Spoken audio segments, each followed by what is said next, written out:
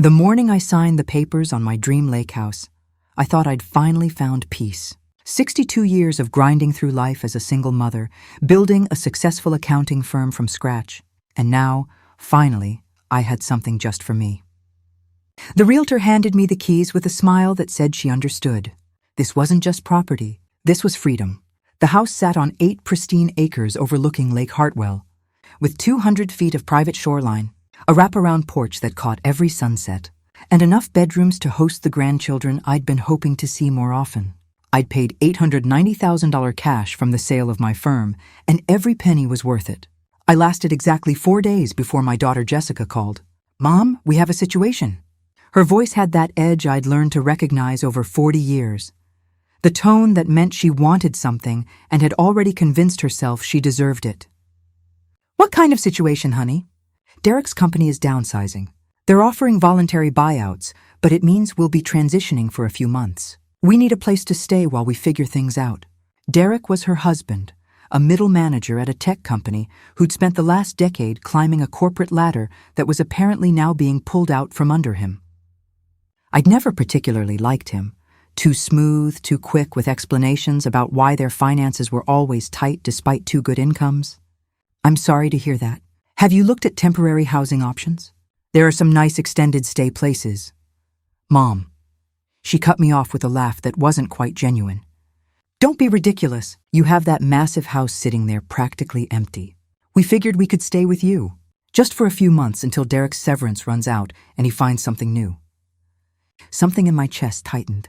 "Jessica, I just moved in. I'm still unpacking. And this is my retirement home, not a what? Not a place your own daughter can stay when she needs help?" The edge in her voice sharpened. "Mom, we're family. Isn't that what family does?" I closed my eyes, remembering all the times I'd heard that phrase over the years. When she needed money for her wedding, when Derek's last business venture failed, when they bought a house they couldn't quite afford because they deserved to live in a good school district. How many months are we talking about? 3, maybe 4. 6 at the outside. And it's not just us. Grandma Betty is coming too. My former mother-in-law, Jessica's grandmother, the woman who'd spent my entire marriage telling me I wasn't good enough for her son, then blamed me for the divorce, even though he'd been the one having affairs. "Jessica, I don't think—" "Mom, she's 81. She can't live alone anymore. We've been taking care of her, but with Derek losing his job, we can't afford her assisted living payments. You have all that space. It's perfect." "Perfect, that word again. Let me think about it," I said finally. "We're driving up this weekend. We've already started packing." The line went dead before I could respond. That was Thursday. By Saturday afternoon, I was watching a U-Haul truck lumber up my pristine gravel driveway, followed by Jessica's SUV and Derek's pickup truck loaded with furniture I'd never agreed to store.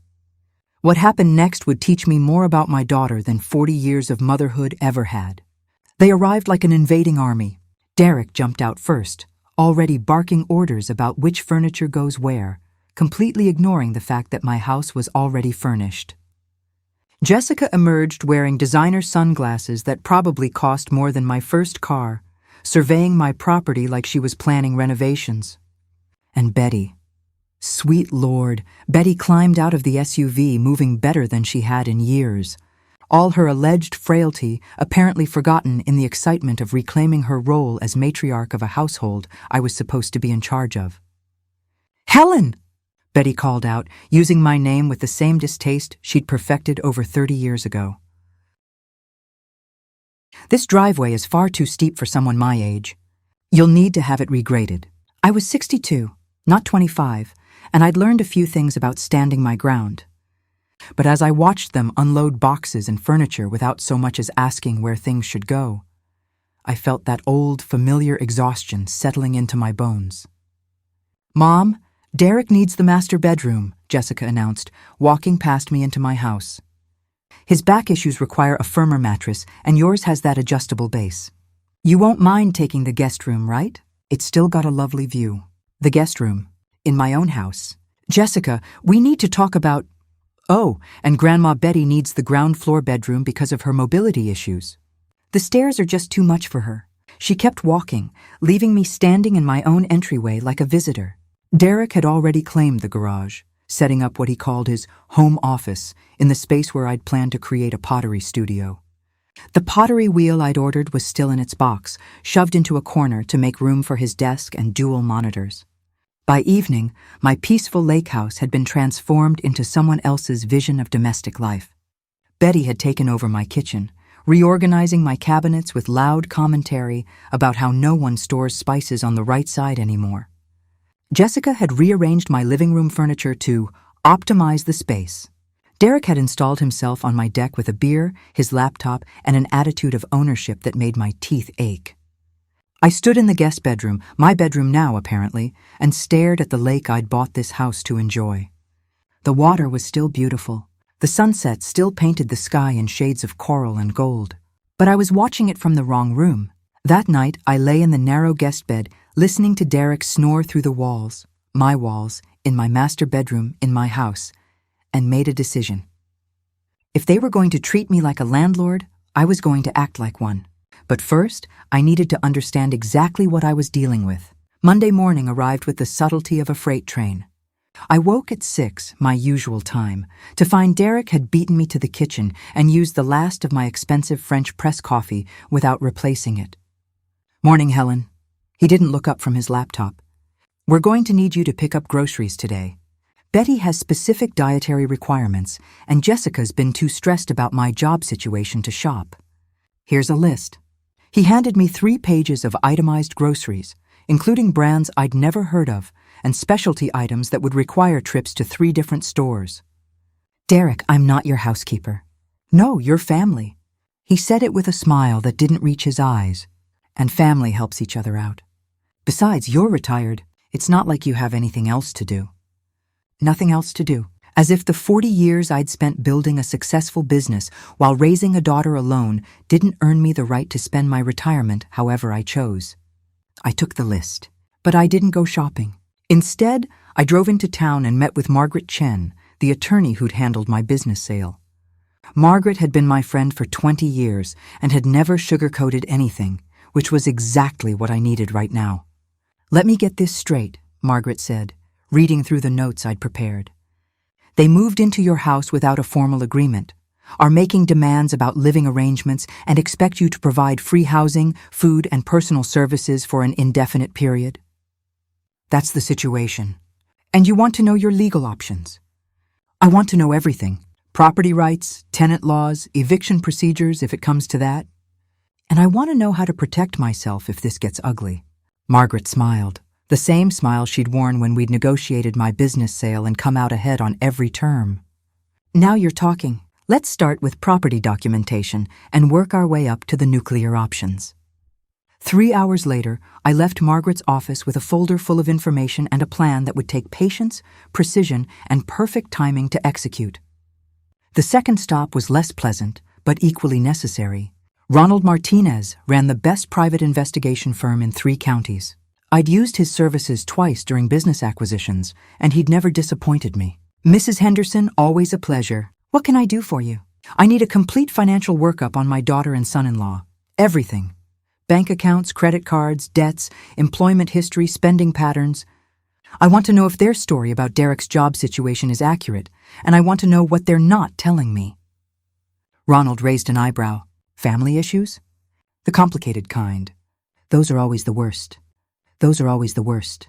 "How deep do you want me to go?" "All the way down, Ronald. If there are skeletons, I need to know where the bodies are buried." He quoted me a price that would have seemed outrageous if I weren't so determined to understand what I was dealing with. I wrote the check without hesitation. The final stop was purely practical. I visited 3 different banks and opened new accounts, transferring the bulk of my assets into financial vehicles that would be protected from any claims or liens. If this situation deteriorated into legal warfare, I wanted my money somewhere Jessica and Derek couldn't touch it. By the time I returned to the house, my house, I kept reminding myself, it was nearly 5 o'clock. The scene that greeted me would have been comical if it weren't so infuriating. Betty had invited 3 of her elderly friends over for what appeared to be a full tea party spread across my dining room table. My good china, the Wedgwood I'd inherited from my mother, was being used to serve store-bought cookies and supermarket tea. Jessica was on my deck with 2 women I'd never met, drinking wine from my crystal glasses and laughing about something that stopped the moment I appeared. Derek had transformed my living room into a sports viewing party, complete with 5 of his buddies, multiple cases of beer, and enough chip bags to supply a convenience store. "Mom, there you are!" Jessica waved her wine glass. "We were wondering where you'd gone. This is Stephanie and Lauren from my Pilates class. They're going to start coming over on Mondays for our girls' afternoons. Isn't that great?" She'd invited strangers to my house for regular social events without asking permission. "Derek's friends are here for Monday night football," she continued, gesturing toward the living room where my furniture had been rearranged again to face the television I deliberately kept small and off to the side. "It's going to be a weekly thing. Isn't it nice that the house can finally get some real use? Real use, as opposed to what I'd been doing with it, apparently. We need to talk," I said quietly. "Privately. Can it wait? Stephanie was just telling us about this amazing investment opportunity. Now, Jessica." Something in my tone cut through her wine buzz. She followed me into the small study I'd claimed as my private space, though I noticed someone had moved my books to make room for Derek's printer. "What's wrong, Mom?" "You seem tense. What's wrong is that this was supposed to be temporary. A few months, you said, but you've turned my home into your personal entertainment venue without so much as asking if I mind having strangers in my house every week." She had the grace to look slightly embarrassed. "I thought you'd be happy. You always said you wished I'd include you more in my social life. Including me would be inviting me to your events, not taking over my house to host them." "Mom, seriously? You have this huge place and you're being territorial about it? That's not like you. That's not like you." How many times had I heard that phrase over the years? Usually when I was doing something Jessica didn't want me to do. Setting boundaries, saying no, refusing to fund another questionable decision. Actually, it's exactly like me. This is my house, Jessica. I bought it with my money for my retirement to live my life on my terms. Her expression shifted from embarrassed to annoyed. "And we're family. We're not strangers off the street. We're going through a difficult time and you're being selfish about square footage." "Selfish!" The word hung between us like accusation. "I want you to draw up a written agreement," I said slowly. "A formal arrangement that specifies the duration of your stay, financial contributions, and house rules." "House rules? Like I'm a teenager? Like you're an adult living in someone else's home rent-free and need to show some respect for the owner's preferences?" Jessica stood up, her wine glass still in hand. "I can't believe you're doing this. Do you know what Derek's going to say when I tell him his mother-in-law wants us to sign a contract to stay in her house during our crisis? I imagine he'll say whatever he thinks will make me back down. But I'm not backing down anymore, Jessica. Either we formalize this arrangement or we end it." She stared at me like she'd never seen me before. In a way, she hadn't. She'd seen the mother who'd always eventually given in, who'd funded her mistakes and smoothed over her problems. She'd never met the businesswoman who'd built a successful firm by knowing when to negotiate and when to walk away. "Fine," she said finally. "We'll do your little contract. But don't expect me to forget that you treated your own daughter like a tenant instead of family." She left the study, her heels clicking sharply against my hardwood floors. I sat in the gathering darkness, listening to the sounds of strangers enjoying my house, and smiled. Tomorrow Ronald would start his investigation. Margaret would draft the agreement, and I would begin documenting everything, because sometimes the only way to save a relationship is to let it break completely and see if there's anything worth rebuilding from the pieces. Ronald's preliminary report arrived on Wednesday. I read it in my car, parked at a coffee shop 3 miles from the house where I'd gone to escape the chaos of Betty's morning bridge club. Derek hadn't been downsized. He'd been fired. The official reason was performance issues. But Ronald's digging revealed a pattern of expense account fraud, inappropriate behavior toward female colleagues, and a final incident involving falsified sales reports that the company had chosen to handle quietly rather than prosecute. There was no severance package. There was no voluntary buyout. There was a termination for cause and a promise not to pursue criminal charges if Derek signed an NDA and left quietly. Jessica had to know.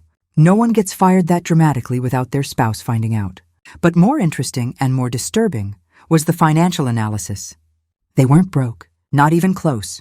Derek and Jessica had $47,000 in checking accounts, $83,000 in savings, and retirement accounts worth over $200,000. What they also had was over $180,000 in credit card debt, 2 car payments on vehicles worth less than what they owed, and a mortgage they'd refinanced 3 times to pull out equity for home improvements and vacations. They weren't victims of circumstance. They were victims of their own spending habits. And instead of cutting back or making hard choices, they decided to move into my house rent-free and let me subsidize their lifestyle while Derek took his time finding a new job. The realization settled over me like ice water. My daughter had lied to me, and not a small lie, not an exaggeration. A deliberate, calculated lie designed to manipulate me into providing free housing while they continued living beyond their means. I sat in my car, watching steam rise from my coffee cup, and felt something inside me shift. Not anger. Anger would have been hot and immediate. This was colder, clearer. This was resolve. I drove home to find the house in its usual state of cheerful chaos. Betty was redecorating my living room with family photos I'd deliberately chosen not to display. Jessica was meeting with what appeared to be a party planner, discussing an event she wanted to host at the Lakehouse. Derek was on the deck, on his 3rd beer of the afternoon, complaining loudly on a phone call about how modern companies didn't appreciate loyalty. I walked past all of them, went to my study, and spent the next hour making calls. The first was to Margaret. "The contract is ready," she said, "but based on what you've told me, they're not going to sign it willingly. Then I need you to prepare eviction notices. Legal, proper, and airtight. Helen, you understand that could take months. And it's going to destroy your relationship with your daughter. The relationship I thought I had with my daughter is already destroyed, Margaret. She lied to me about their financial situation, to manipulate me into providing free housing. At this point, I'm just making it official." The second call was to a property management company. "I have a lake house I'd like to convert to a high-end rental property. Full-service management, premium pricing, strict tenant screening. How quickly can you get it on the market?" The manager, a crisp professional named Andrea Walsh, scheduled a property assessment for the following week. The third call was more delicate. "Ronald, I need you to expand the investigation. I want to know everything about Derek's termination, every detail. And I want to know if Jessica has been applying for jobs or if she's just letting Derek's job search be the excuse for both of them being unemployed. Job search be the excuse for both of them being unemployed." "You're building a case," Ronald said. It wasn't a question. "I'm protecting myself from people who've proven they're willing to lie to me for financial benefit, even if one of those people is my daughter." That evening, I assembled the family in the living room. Betty tried to object. Her program was on, but I unplugged the television and waited until everyone was seated. "We need to have a family meeting," I announced. Derek sprawled in my favorite chair, his favorite chair now, apparently. "Can this wait? The game's about to start." "No, it can't." I held up the contract Margaret had prepared. "This is a formal living arrangement agreement. It specifies that you'll pay $2,000 per month in rent, well below market rate for a property this size. It includes shared utility costs, rules about guests, and a firm move-out date of 3 months from signing." The room went silent. Jessica was the first to speak. "Mom, we talked about this. We're family, not tenants. Family doesn't lie about being downsized when they're actually fired for cause." Derek's face went white. Jessica's mouth opened, but no sound came out. "I know about the expense account fraud, Derek. I know about the falsified sales reports. I know there's no severance package and no voluntary buyout. How did you—" Derek started, then stopped himself. "I'm not stupid and I'm not helpless. I built a successful business by doing due diligence on people before I trusted them. I should have done the same before I let you move into my house." Betty found her voice. "Helen, this is outrageous. We're family. You can't investigate your own family like they're criminals." "I can when my own family lies to me for financial gain." I turned back to Jessica. "You told me Derek was being downsized. You told me you needed temporary help during a difficult transition. But the truth is, Derek was fired for serious misconduct, and instead of dealing with it responsibly, you both decided to move into my house and let me support you while you figure out your next move." Jessica's face cycled through several emotions before settling on defensive anger. "So Derek made some mistakes at work. That doesn't change the fact that we need help right now. The fact that you have over $130,000 in liquid assets changes it considerably." Another stunned silence. "You're not broke," I continued. "You're just overextended because you live beyond your means. And instead of making hard choices about your spending, you've decided to make me your safety net while you maintain your lifestyle. Derek stood up. I don't have to listen to this. What I do with my finances is none of your business. It becomes my business when you move into my house under false pretenses and expect me to subsidize your poor decisions. We're leaving, Derek announced. Come on, Jessica, Betty, we don't need to take this abuse. But Jessica wasn't moving. She sat frozen on the couch, tears running down her face in a way that might have moved me a week ago. Now I just saw it as another manipulation tactic. You want to know the really sad part? I said quietly. If you'd just been honest with me from the start, told me Derek lost his job, admitted you needed time to reorganize your finances, asked for help instead of demanding it, I probably would have said yes. I might have even offered financial advice, but you lied, you manipulated. You moved into my house like you owned it and treated me like staff in my own home. Mom, Jessica started. You have 3 choices, I interrupted. You can sign this agreement and stay for 3 months under proper terms. You can leave voluntarily within the next week, or I can file formal eviction proceedings that will drag out for months and become public record. You wouldn't, Betty said. Try me. Derek grabbed his jacket. We're done here. Pack your things, Jessica. We're not signing anything.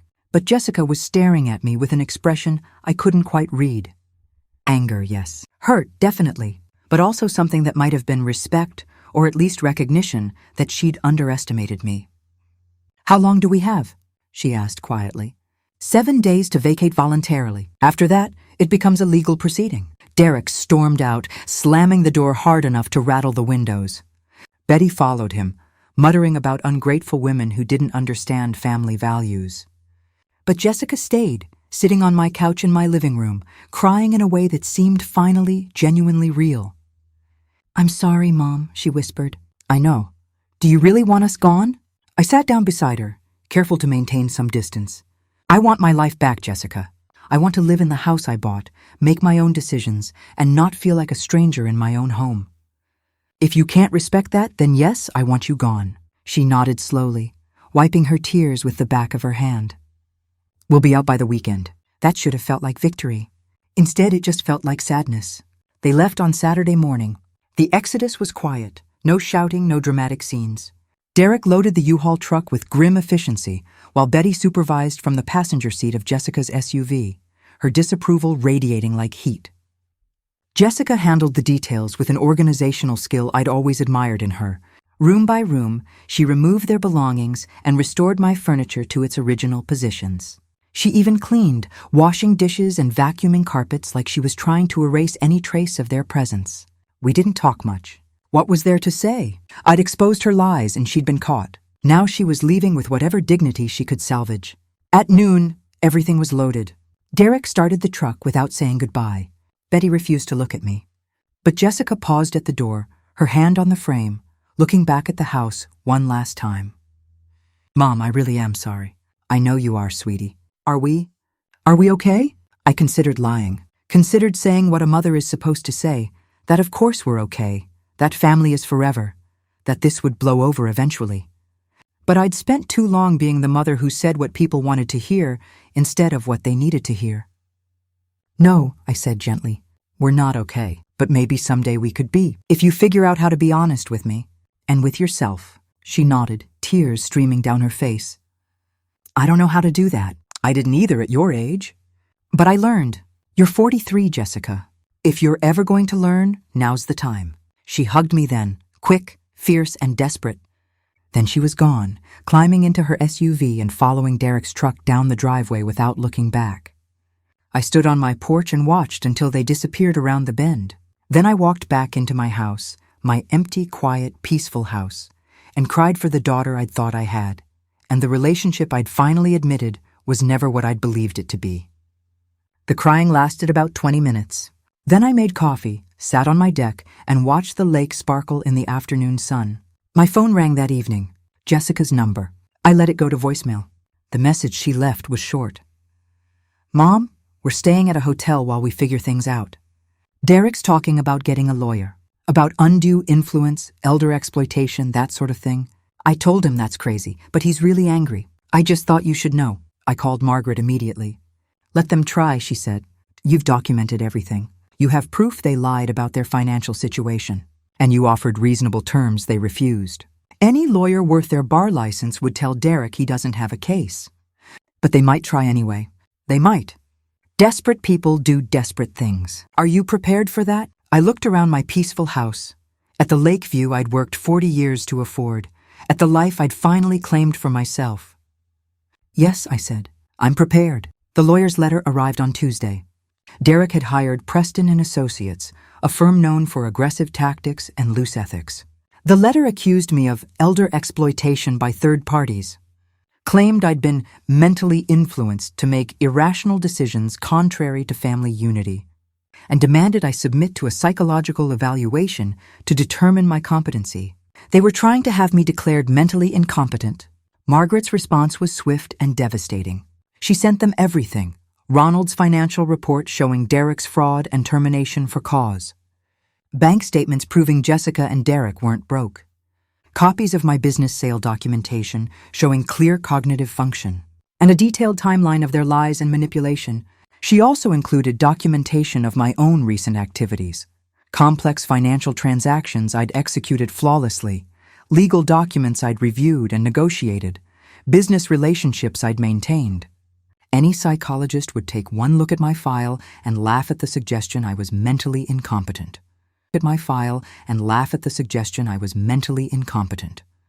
The letter concluded with a threat of her own. Continue with this frivolous case and face countersuit for harassment, defamation, and attempted financial exploitation of an elderly parent. Preston and Associates withdrew within 48 hours, but Derek wasn't done. I discovered his next move when Andrea from the property management company called. Mrs. Henderson, I need to inform you that we've had some concerning contacts. A man claiming to be your son-in-law has been calling potential renters, warning them about the property. He's making accusations about safety issues, legal disputes, and suggesting the house isn't suitable for families. Derek was trying to sabotage my rental business before it even started. What exactly is he telling people?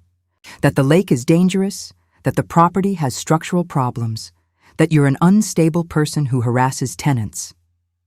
He's also posted negative reviews on several vacation rental sites using fake accounts.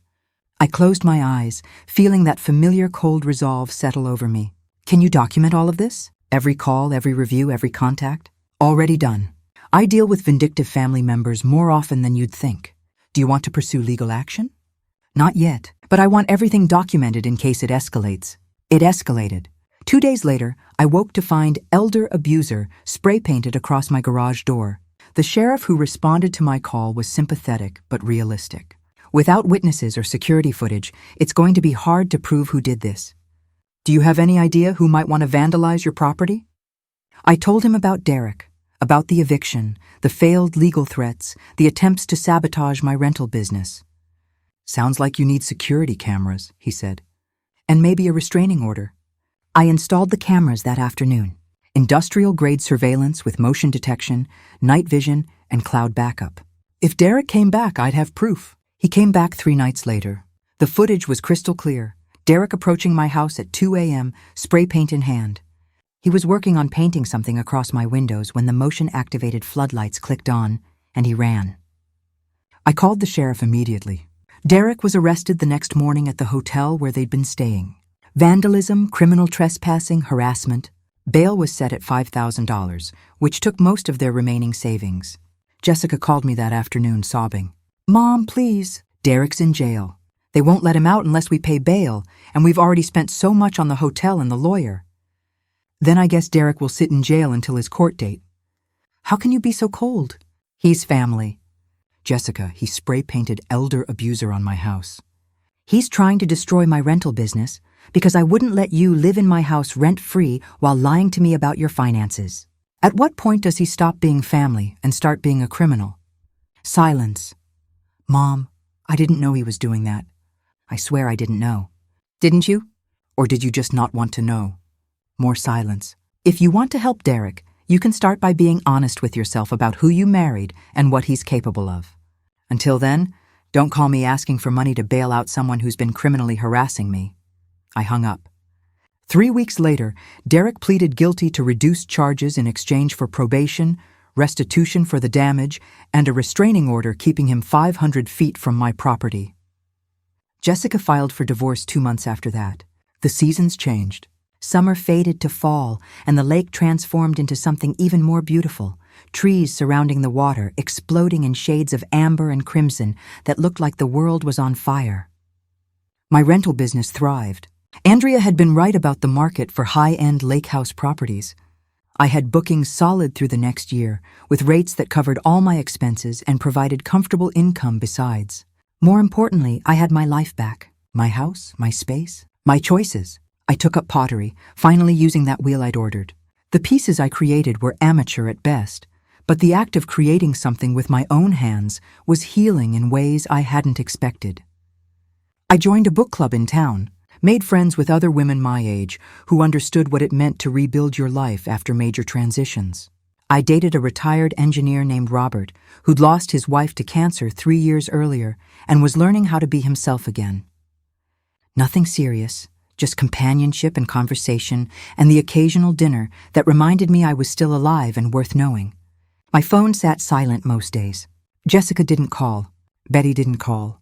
I'd become persona non grata in a family I was beginning to realize had been toxic long before Derek came into the picture.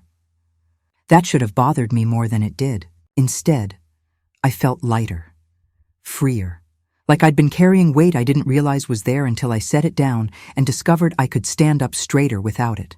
3 months after the divorce was finalized, Jessica called. "Mom, can we talk?" I almost said no. Almost. But something in her voice, something tired and small and real, made me pause. "What do you want to talk about?" "I've been going to therapy. My therapist thinks I have some things I need to say to you, if you're willing to listen." We met at a coffee shop halfway between her new apartment and my lake house. She looked different, older, thinner, wearing clothes that were practical rather than expensive. The designer sunglasses were gone. "I'm sorry," she said before I'd even fully sat down. "I don't mean the performative apology I gave you before when I was trying to make you feel bad enough to back down. I mean, I'm genuinely deeply sorry for what I did. What we did." I sipped my coffee and waited. My therapist helped me see something I didn't want to admit. I was using you. Derek and I both were. We'd been living beyond our means for years, and when everything fell apart, our first thought wasn't, "How do we fix this?" It was, "How do we find someone else to solve it for us?" And that someone was you. I know, but here's what I didn't know until recently. I learned that from Dad. That startled me. "Your father? When you and Dad were married, he used to tell me stories about how you were too soft, too giving. How people like you needed people like him to make the hard decisions and manage things. He made it sound like he was protecting you from yourself." I hadn't thought about my ex-husband's particular brand of manipulation in years. Hearing it described by our daughter brought it all back with uncomfortable clarity. After the divorce, he told me you'd failed as a wife because you couldn't accept that you needed guidance. That your insistence on making your own decisions was selfish. Jessica. I believed him, Mom. Not consciously, but I internalized this idea that you were someone who needed to be managed. Someone whose independence was actually a weakness. So when Derek and I needed help, it seemed logical to just take over your life. We were helping you in a twisted way. At least that's what I told myself. She wrapped her hands around her coffee cup, not meeting my eyes. My therapist calls it learned entitlement. I learned from Dad that your job was to provide and my job was to accept. And when you stopped playing that role, I reacted like you'd broken some fundamental rule of our relationship. You lied to me, Jessica. I know. And that was Derek's influence, but I went along with it. I could have stopped it. I could have told the truth. But I wanted what I wanted, and I'd spent my whole life learning that what I wanted from you, I got. She finally looked up, and I saw tears in her eyes. I'm not asking you to forgive me. I'm not even asking you to have a relationship with me. I just needed you to know that I see what I did. I see who I became, and I'm trying to change that. I sat with that for a long moment, watching her cry in a way that felt different from all the other times. Not manipulative tears designed to make me cave, just grief. What are you doing now? I asked finally. I'm working. Administrative assistant at a dental office. It's not glamorous, but it's honest work. I sold the fancy car, moved into a 2-bedroom apartment I can actually afford. I'm paying down the credit card debt 1 month at a time. She smiled weakly. Turns out when you stop trying to look rich, you can actually start becoming financially stable. And Derek? Last I heard, he's living with his brother in Florida. Still blaming everyone else for his problems. Still convinced he's the victim of corporate conspiracy. She shook her head. Convinced he's the victim of corporate conspiracy. She shook her head. I can't believe I defended his behavior for so long. I can't believe I chose his version of reality over my own mother. People do strange things when they're afraid, I said quietly. I was afraid of being ordinary, of not measuring up to some imaginary standard, of admitting that Dad was wrong about almost everything, which meant I'd built my whole life on lies. We sat in silence for a while, drinking coffee and watching other people live their ordinary, complicated lives. Can I ask you something? Jessica said finally. Of course. When did you stop being afraid? I thought about that. About the years of single motherhood, working 2 jobs, building a business from nothing. About the divorce and the struggle and the slow, painful process of learning I was stronger than I'd believed. I didn't stop being afraid, I said. I just stopped letting fear make my decisions. She nodded slowly. I'm trying to learn that. It's harder than I expected. It always is. We talked for another hour, not about reconciliation or rebuilding our relationship, just talking.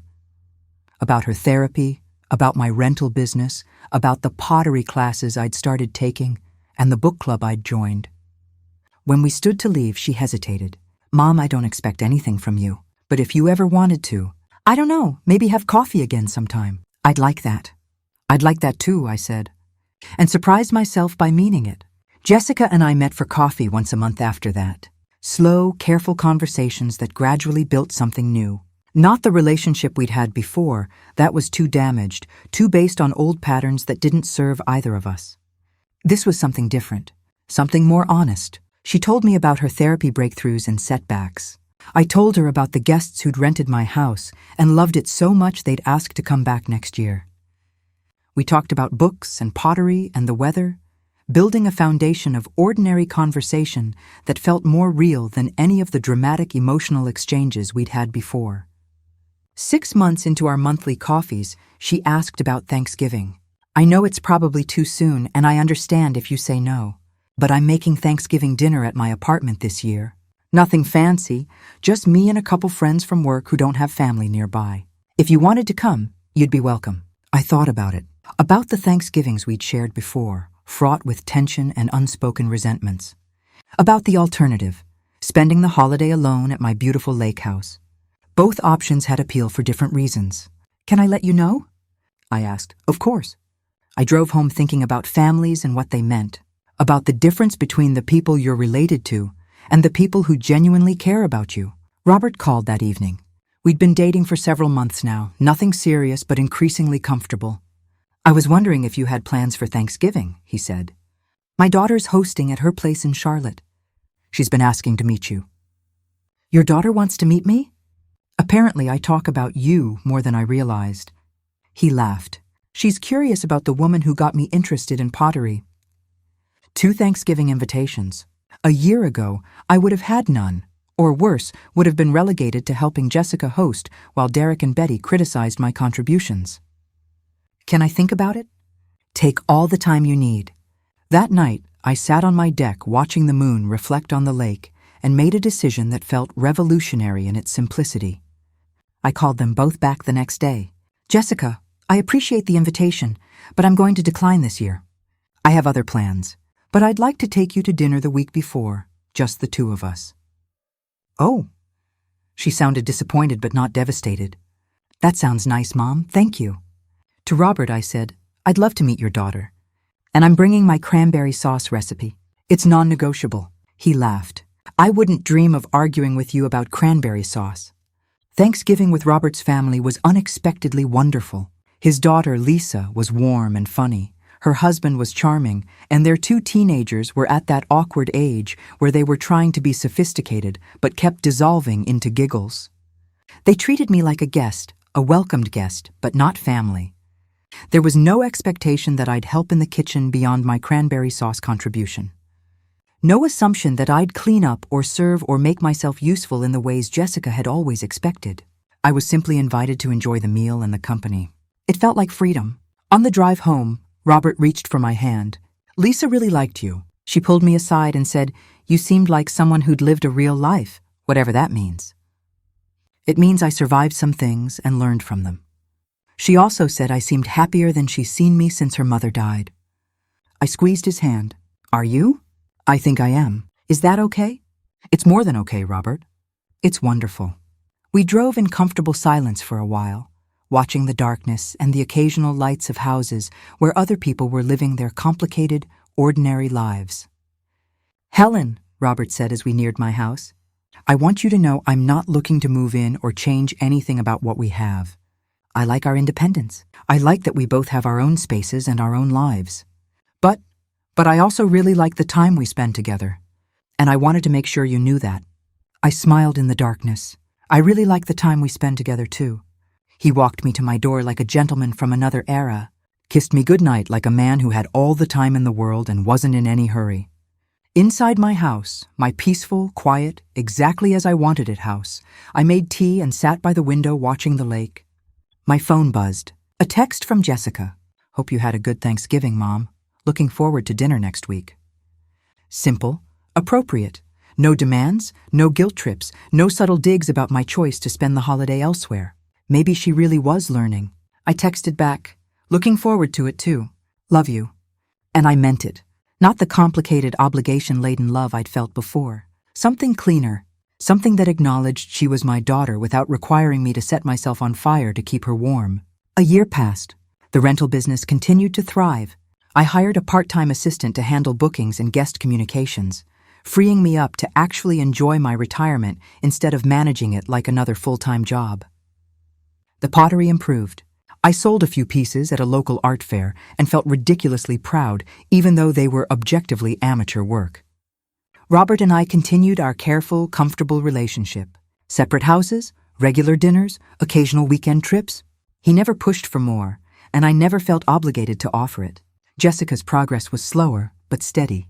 She paid off 2 of her credit cards, got promoted at the dental office, started dating a teacher who seemed kind and appropriately boring compared to Derek's volatile charm. We kept our monthly coffee dates, though occasionally we expanded to dinner or a movie, rebuilding trust one careful conversation at a time. Then, on a Tuesday afternoon in October, Jessica called outside our regular schedule. "Mom, I have something to tell you. Can we meet?" My heart clenched with old fear. Was she in trouble again? Had Derek come back? Had she fallen back into old patterns? We met at our usual coffee shop. She looked nervous but not desperate. That was something. "I got offered a job," she said. "In Denver. It's a really good opportunity. Office manager for a pediatric practice, great salary, benefits, room for advancement." "Jessica, that's wonderful. I wanted to tell you in person because—" She took a deep breath. "Because a year ago, I would have expected you to tell me what to do. To either push me to take it or try to make me stay close to you. And I realized that if I've actually grown at all, I need to make this decision on my own and be okay with whatever you think about it." I felt tears prick my eyes. "You're really doing it. You're really becoming independent." "I'm trying. It's scary." "It's supposed to be scary. That's how you know it matters." We talked for 2 hours about the job, about Denver, about her fears and hopes and plans. She wasn't asking for my permission or my approval. She was sharing her life with me the way an adult daughter shares with her mother. "When would you leave?" I asked finally. "End of November. I wanted to give the dental office proper notice." "And you're sure about this?" She smiled, a real smile, not a performance. "I'm not sure about anything, Mom, but I'm learning to be okay with uncertainty." That's growth, right? That's definitely growth. With uncertainty. That's growth, right? That's definitely growth. We stood to leave and she hugged me, quick and genuine. "Will you come visit once I'm settled?" "I'd love that." And I would. Not to check up on her or make sure she was making the right choices. Just to visit my daughter in her new city and see the life she was building for herself.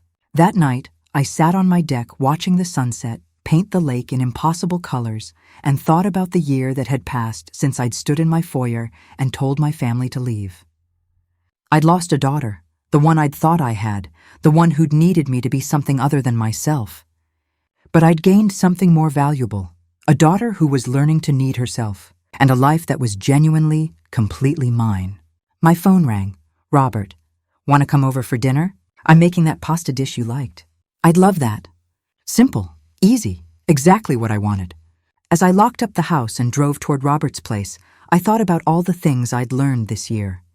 About boundaries and honesty. About the difference between being needed and being valued. About how sometimes the most loving thing you can do for someone is refuse to enable their worst impulses.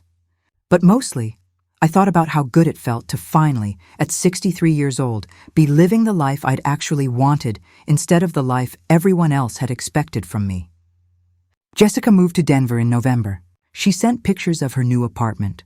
Small, affordable, decorated with furniture from thrift stores instead of credit card debt. It's not much, she texted, but it's mine. I knew exactly what she meant. 2 years after the confrontation that changed everything, I stood on my deck hosting a summer party. Not for my rental guests. The house was empty that week by design. This was for my people, Margaret and her husband, Robert and his daughter Lisa's family, Andrea from the property management company and her wife, the women from my book club, my pottery instructor and a few classmates, 20 people who'd become my chosen family, laughing and talking and enjoying the view I'd fought so hard to claim. Jessica had flown in for the weekend. She brought her boyfriend Michael, the teacher, who was exactly as kind and boring as I'd hoped. They were talking to Robert about education policy while I refilled drink glasses and checked on the appetizers. "This is a beautiful home," Michael said when I joined them. "Jessica told me about it, but seeing it in person is something else." "Thank you. It took me a while to get here, but it was worth the wait." Jessica caught my eye and smiled. A smile that said she understood the double meaning in those words. Later, after the sun had set and most of the guests had left, Jessica and I sat on the dock with our feet in the water. "I'm proud of you, Mom," she said quietly. "I'm proud of you too. No, I mean, for this. For building the life you wanted. For not backing down when I tried to take it away from you." She paused. "I'm sorry it had to happen that way." "I'm not." I said it gently but firmly. "If it hadn't happened, we'd both still be playing roles that made us miserable. You'd still be the entitled daughter, and I'd still be the mother who couldn't say no. Neither of us would be happy. Are you happy now?" I looked at my house, at the lake, at Robert talking with Michael on the deck, at my daughter sitting beside me with her feet in the water, finally asking questions instead of making demands. "Yes," I said, "I really am." "Good." She leaned her head on my shoulder briefly. "You deserve it." After she went inside, I sat alone on the dock, watching the stars reflect on the water. 63 years old, retired, single, living exactly the life I'd dreamed of during those brutal years of building my business and raising my daughter alone. It had taken a Lakehouse, a confrontation, and the complete destruction of the relationship I'd thought I had with my daughter to get here. But I'd do it all again without hesitation, because the greatest gift I'd given myself wasn't the house or the rental income or even the peaceful life I now lived. It was permission to say no. Permission to set boundaries. Permission to stop being who everyone else needed me to be and start being who I actually was. Some people might call what I did cruel, might say a good mother would have endured the invasion of her home, the lies, the manipulation, all in the name of family harmony. But I'd learned something those people never understood. Sometimes the most loving thing you can do is refuse to participate in someone else's dysfunction. Especially when that someone is your own child. Jessica was thriving in Denver now, building a life based on honest work and real choices instead of credit card debt and borrowed privilege. She'd never have learned those lessons if I'd continued enabling her mistakes. And I was thriving here in my Lakehouse, living my retirement exactly as I'd envisioned it. We'd both gotten what we needed, even if it wasn't what we'd originally wanted. That night, I slept peacefully in my master bedroom. My actual master bedroom, not the guest room I'd been relegated to. When I woke up, I'd make coffee in my kitchen, swim in my lake, and spend my day exactly as I chose. No one would demand my grocery shopping services. No one would rearrange my furniture. No one would treat me like a stranger in my own home, because this house, this life, this carefully constructed piece, it was mine. And I'd learned the hard way that sometimes the only way to save a family relationship is to be willing to lose it. Betty passed away the following spring. Jessica called to tell me, her voice thick with tears. "The funeral's next week. Would you come?" I considered saying no. Betty had never been kind to me, had supported every one of Jessica's entitled demands during the Lakehouse disaster. But grief is grief, and Jessica was asking, not demanding. I'll be there. The funeral was small. Betty's friends from her bridge club, a few distant relatives, Derek sitting in the back row looking older and more defeated than I remembered. Jessica gave the eulogy, talking about her grandmother with affection and honesty. She didn't pretend Betty had been perfect. She acknowledged the difficult parts along with the good memories. After the service, Derek approached me. "Helen, you look well." "Thank you, Derek." He shifted uncomfortably. I owe you an apology. For the vandalism. For all of it. "Yes, you do." He blinked, clearly expecting me to make this easier for him. I didn't. "I was in a bad place," he said finally. "Losing my job, the divorce, everything falling apart. I took it out on you and that was wrong." "It was wrong," I agreed. "But I appreciate you saying so." We stood in awkward silence for a moment. "Jessica's doing well," he said. "In Denver, she seems happy." "She is happy. She's learned to take responsibility for her own life." The implication hung between us, unlike you.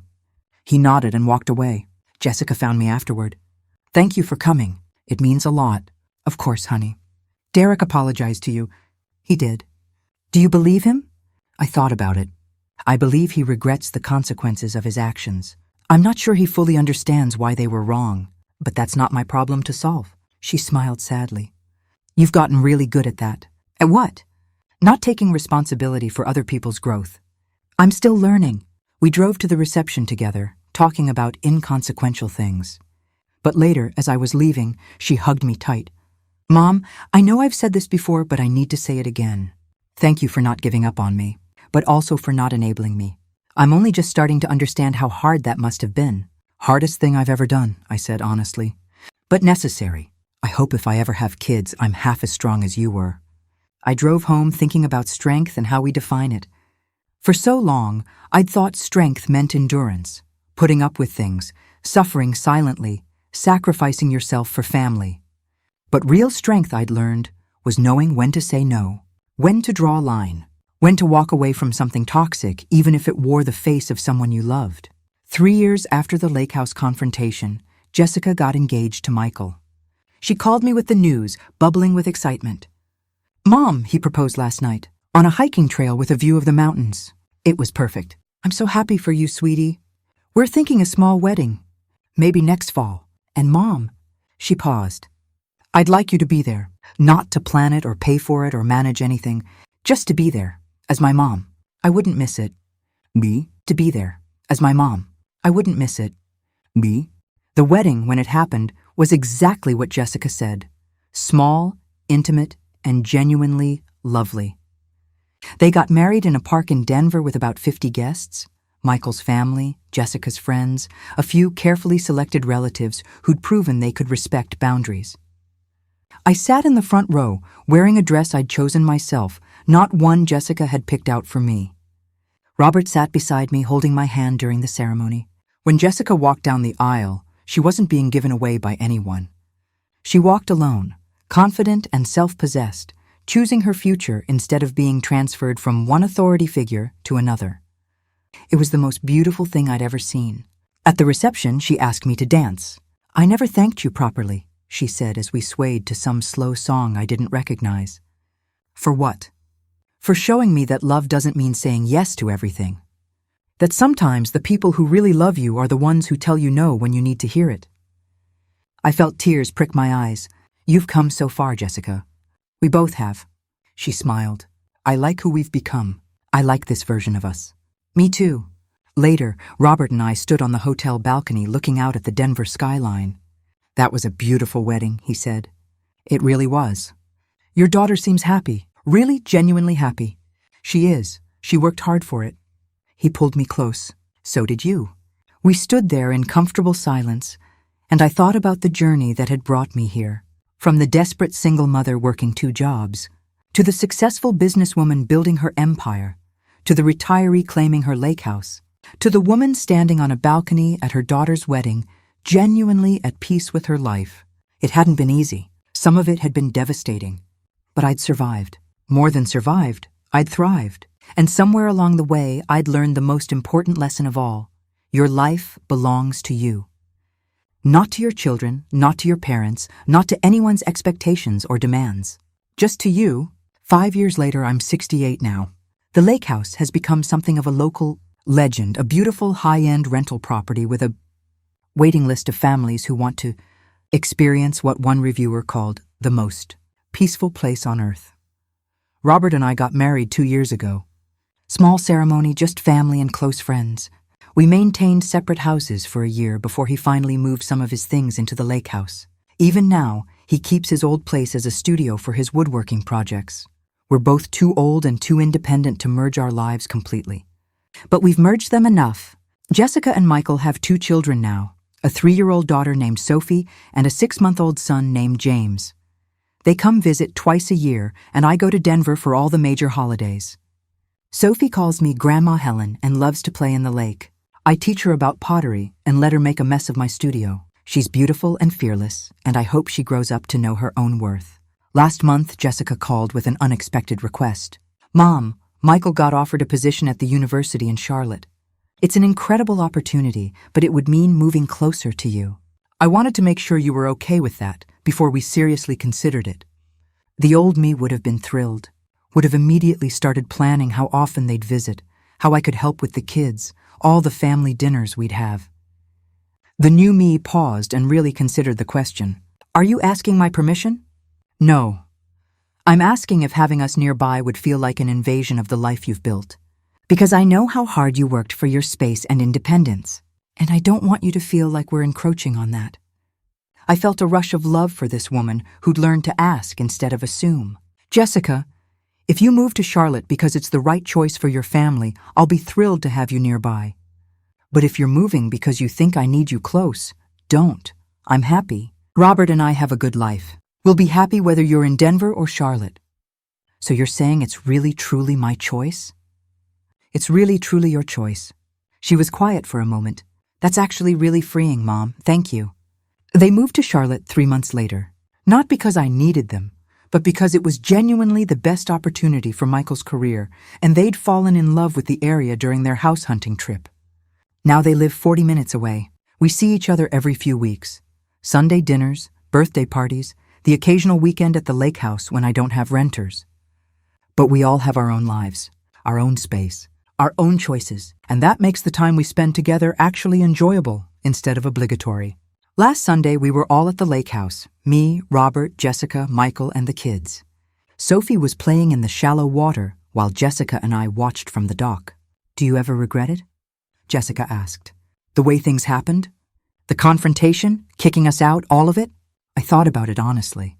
I regret that it had to happen. I regret that we both had to go through that pain to get here. But I don't regret the outcome, do you? No, she said it without hesitation. I wouldn't have grown up if you hadn't forced me to.